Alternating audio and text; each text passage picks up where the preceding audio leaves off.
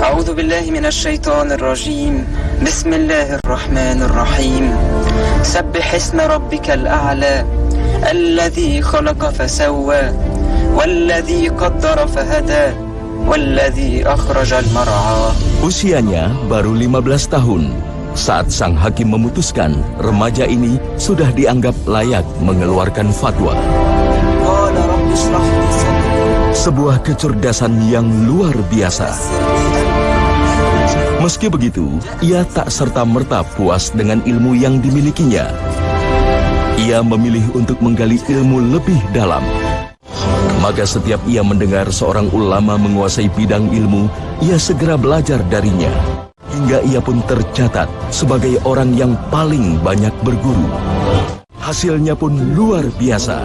Tak lama berselang, namanya terus bersinar hingga gagasan-gagasannya diikuti kaum muslimin di dunia hingga kini. Dialah Imam Syafi'i. Satu dari 4 imam besar yang mazhabnya diikuti kaum muslimin di dunia. Hidupnya penuh dengan keimanan, ketakwaan, kemuliaan, bahkan seluruhnya beliau memiliki. Ini adalah orang yang dipuji oleh sekian banyak manusia di zaman. Ini adalah seorang yang memiliki kemuliaan, dimulai dari nasabnya, dari keilmuannya. Dari nasabnya, beliau memiliki nasab yang mana nasab tersebut bersambung dengan bangsa dan suku Quraisy, merupakan sebuah suku yang mulia di zaman dan di tanah Arab di zaman itu.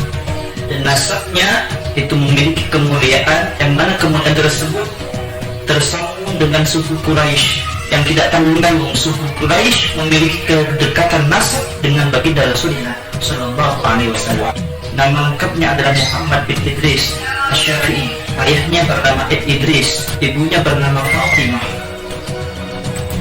Beliau dilahirkan di bulan Rajab di tahun 150 Hijriah.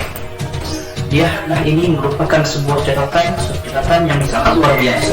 Beliau bernasab mulia, dilahirkan di tempat yang mulia, dan di tahun di mana tahun itu wafatnya seorang ulama besar bernama Imam Abu Hanifah.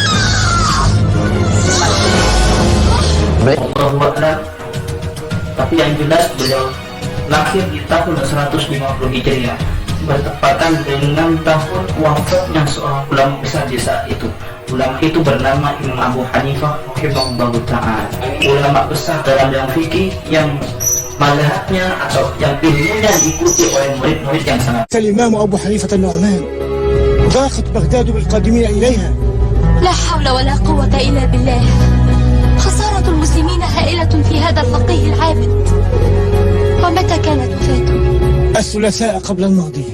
الثلاثاء نفس اليوم الذي ولدت فيه محمدا. هكذا الدنيا يتعاقب عليها الموت والحياة. Imam Abu Hanifah memiliki sebuah mazhab bernama mazhab Hanafi yang diikuti oleh banyak sekali orang-orang di zaman. Dan ibunya yang bernama Fatimah itu memiliki nasab Arab tetapi tidak memiliki atau tidak bertanggung dengan suku Quraisy. Dan ketika Imam Asy-Syafi'i lahir, yang mana beliau dilahirkan di Jalur Gaza, di kota Gaza, dan beliau tidak lama dari lahirnya beliau menjadi yatim karena ayahnya nama Idris telah wafat.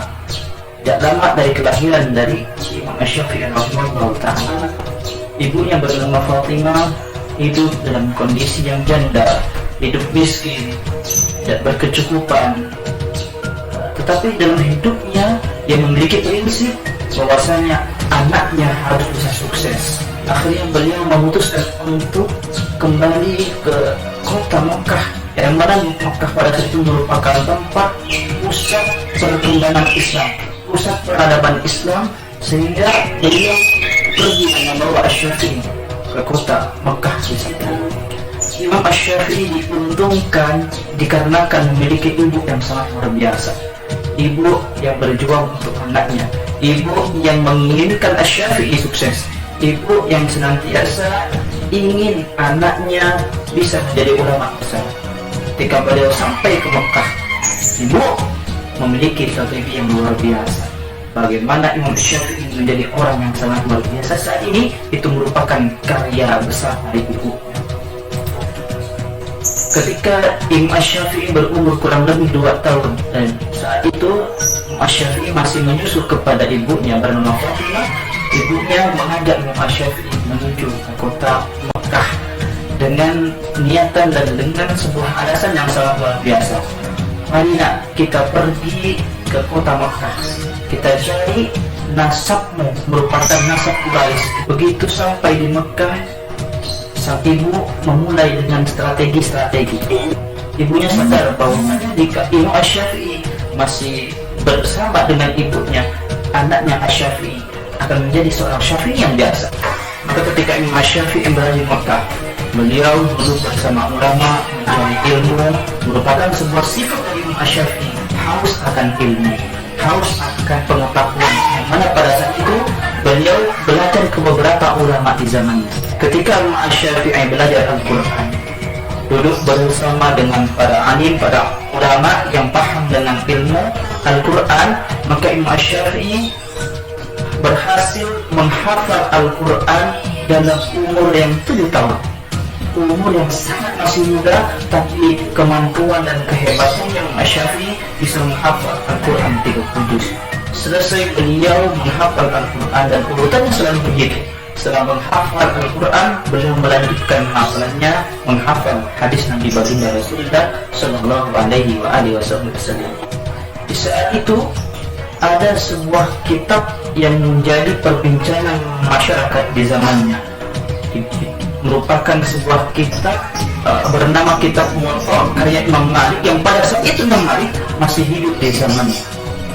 Saat itu Imam Syafi'i memutuskan untuk belajar bahasa, kekuatan bahasa.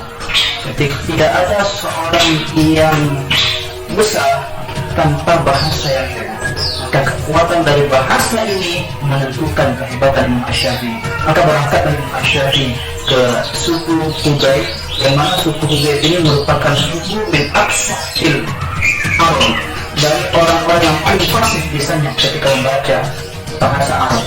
Maka belajar Imam Syafi'i kepada suku Hudayy, maka tidak ada Imam Syafi'i selain bisa hafal Al-Quran, hafal hadis, bahkan juga beliau pakar terhadap ilmu bahasa. Ketika sedang dalam perjalanan, beliau menendangkan sebuah syair yang kebetulan di belakang beliau terdapat seorang kafir, seorang penulis.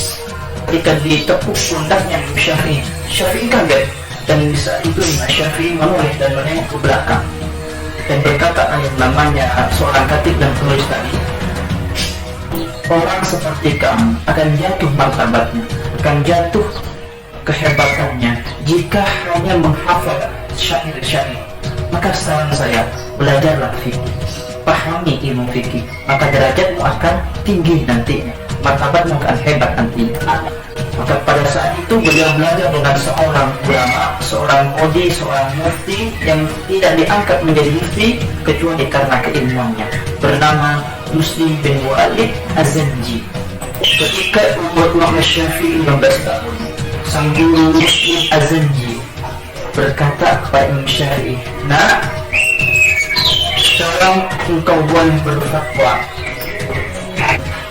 Sebuah perkataan yang tidak sederhana, bahwasanya Imam Syafi'i dengan usia yang sangat muda dinyatakan sebagai orang yang pantas untuk menyampaikan sebuah ilmu, sebuah pendapat, sebuah fatwa di zamannya. Pada umur Imam Syafi'i pada saat itu hanya 15 tahun. Saat itu yang memberikan kesaksian adalah Muslim Az-Zanji, seorang ulama besar di Mekah di saat itu. Ketika mendapatkan legitimasi kesaksian dari seorang Muslim Az-Zanji terhadap ilmu yang dimiliki Imam Syafi'i boleh berfatwa di masyarakat. Ketika umur Imam Syafi'i lebih dari 15 tahun, kemudian ketika berumur 20 tahun, Imam Syafi'i memutuskan untuk belajar sebuah ilmu kepada orang yang sangat mulia di zaman itu, merupakan seorang ulama yang dibincangkan oleh seantero orang-orang di masyarakat pada saat itu di zaman itu, bernama Imam Malik rahimahullah ta'ala. تفكر في الرحيل عن مكة يا شافعي؟ أتعرفين يا أمي، وددت لو أذهب إلى المدينة المنورة لآخذ العلم عن صاحب الموطأ مالك بن أنس إمام دار الهجرة. Imam dari Hijaz yang tinggal di Madinah pada saat itu.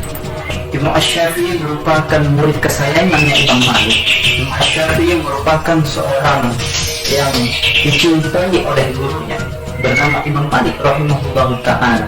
Bahkan kecerdasan dari Imam Asy-Syafi'i itu bisa melebihi kecerdasan Imam Malik rahimahullahu ta'ala. Dan begitulah kebiasaan-kebiasaan orang zaman dulu, bahwa seorang murid biasa dan menjadi dan bahkan mengalahkan kecerdasan dari guru. Ketika ingin belajar kepada Imam Malik rahimahullahu ta'ala, Imam Asy-Syafi'i memutuskan untuk pergi ke Qadhi atau kepada pemimpin Mekah pada saat itu. Apa tujuan Imam Asy-Syafi'i pergi ke Mekah? Ingin meminta rekomendasi untuk belajar kepada Imam Malik rahimahullahu ta'ala. Ketika surat itu didapat, ketika rekomendasi itu didapat, maka berangkatlah Imam Asy-Syafi'i ke Madinah. Dan perlu kita ketahui bersama bahwasanya Imam Asy-Syafi'i tidak bisa mendapatkan semua itu kalau bukan karena strategi. Namun tekad besarnya berguru pada sang imam memberinya jalan bergabung dengan para murid Imam Malik di Masjid Nabawi.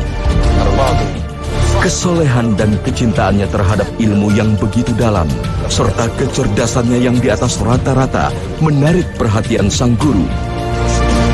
Apalagi Syafi'i hafal luar kepala seluruh isi kitab karangan gurunya. Tak heran jika Syafi'i mendapat perhatian khusus dari sang guru Imam Malik. بسبب كلمات في كتاب الله لم أعرف معناها. أية كلمة تقصد؟ يقول تعالى: قد أفلح من زكاها وقد خاب من دساها. سورة الشمس. نعم يا إمام. ما معنى كلمة دساها؟ ما صادفتني هذه الكلمة قط. وأنا كذلك. هل تأذن لي يا إمام أن أتغيب لبعض الوقت؟ وأين تذهب؟ أبحث عن أصل هذه الكلمة ومعناها. لو أن بي قوة لفعلت مثلك. وأين تنوي البحث؟ أرحل إلى مضارب هذيل في البادية، فهم أعلم الناس بلغة العرب. على بركة الله. Syafi'i benar-benar pelajari yang cerdas dan rajin. Ia rela berkelana berbulan-bulan demi memuaskan hasrat ilmu pengetahuan yang tak ia temukan jawabannya, sekalipun hanya satu kata dalam Al-Quran. Pada tahun 179 Hijriah, Imam Malik, guru tercinta Syafi'i, meninggal dunia. Sejak itu, Syafi'i muda mulai berkelana ke negeri-negeri Islam, belajar dan berdiskusi dengan para ulama di Mekah, Yaman, Persia, dan Baghdad, menjemput kebesarannya.